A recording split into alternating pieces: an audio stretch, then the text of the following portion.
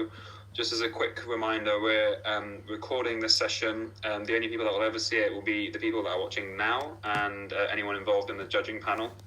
So don't worry, we're not going to post you all over YouTube or anything like that. The pitch will be judged in tandem with your concept notes, which the deadline is by the end of tomorrow.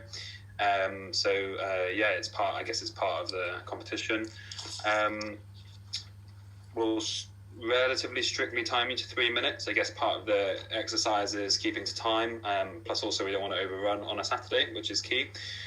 And we will go from, we've got 6 teams and we'll just go from one all the way through to the end, and we'll get started shortly. Just Will or Angela or Josh, have I forgotten anything before we start?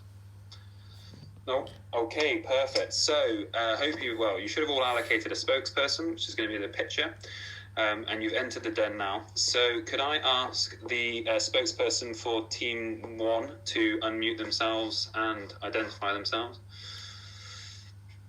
Hello, I'm Steve. Yes. Hi, here we go. So I was worried that no one would answer. Great, perfect. So I'll let you get your slides set up and everything, and then basically, yes, I can. Sorry. No worries. Yes, we can see that. And basically what we'll do is whenever you're ready to start, just fire away, and Angela will time you and she'll stop you at the 3-minute mark. Okay. Perfect. All right then. Cool. Afternoon all. I'm Steve and I'm speaking on behalf of Team 1. Today our proposal is the creation of a virtual laparoscopic simulator skills course. The main 2 urgent and important unmet needs that we want to target is the limited accessibility of courses, which is leading to people unable to achieve their minimum course attendance for career progression, therefore contributing to ongoing recruitment issues, and also the limited availability of remote learning via simulation.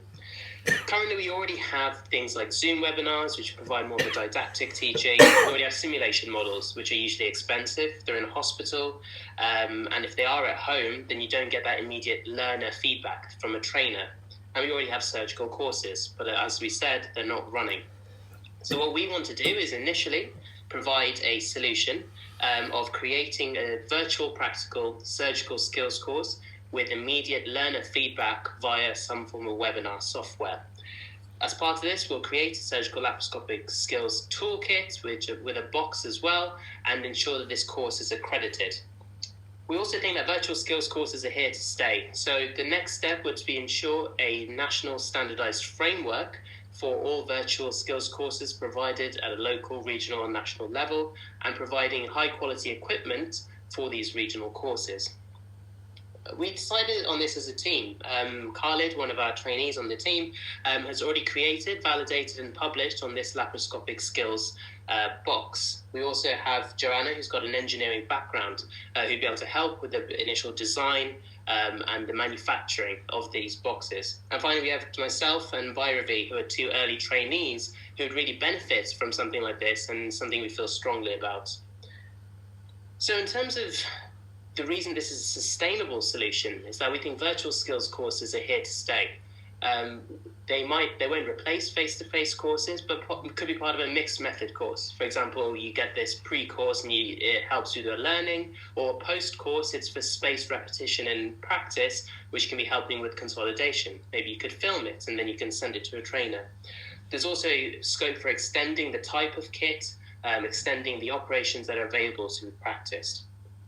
So what are the next steps? Well, we already have a model, as I've shown you. The webinar tech already exists, whether it's Zoom or using something like Medal, and the curriculum for a laparoscopic skills course already exists. What we want is financial support for the initial production, large-scale production of a standardized kit, the help in liaising with surgical suppliers such as Ethicon for providing laparoscopic instruments, and finally, help in accrediting this course with RCS and liaising with them for accreditation of national standards. Yeah, thank you. Thank you very much. That was brilliant. It feels a bit weird because we can't do a round of applause, but I guess a virtual round of applause. But that's excellent. Well done. Thank you. So, perfect. Looking forward to that concept note. So next we've got Team 3. Oh yes, I saw Will Foster's got his virtual round of applause on. So the spokesperson for Team 3, could you unmute and identify yourself, please?